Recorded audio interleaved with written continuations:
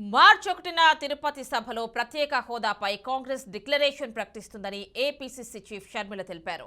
విపక్షంలో ఉన్నప్పుడు ప్రత్యేక హోదా కోసం వైసీపీ పోరాడిందని, ఇప్పుడు ప్రత్యేక హోదా గురించి ఎందుకు మాట్లాడడం లేదని ప్రశ్నించారు. ఏపీకి ప్రత్యేక హోదా ఇస్తామని ప్రధాని మోడీ తిరుపతిలో ప్రకటించారని గుర్తు చేశారు.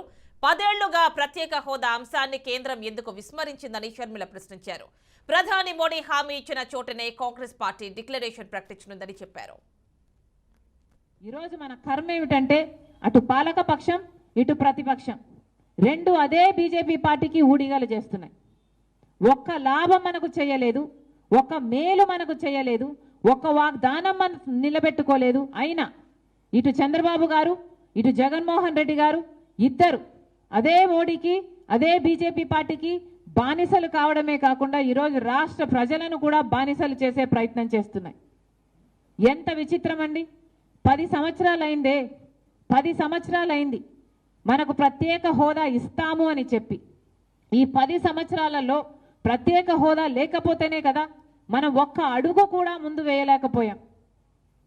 ప్రపంచం అంతా వేగంగా పోతుంది, పక్కన రాష్ట్రాలన్నీ వేగంగా అభివృద్ధి చెందుతున్నాయి.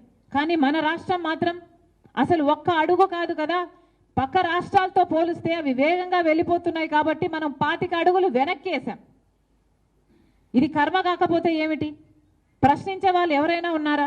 ఒక పాలక పక్షమో ఒక ప్రతిపక్షమో కేంద్రంలో ఉన్న బీజేపీ పార్టీని ప్రశ్నించుంటే మనకు ప్రత్యేక హోదా కాకపోయినా ఇంకొక వాగ్దానమైనా నెరవేరేవి. కానీ ఒక్కటంటే ఒక్కటి కూడా బీజేపీ పార్టీ మనకు అమలు చేయలేదు.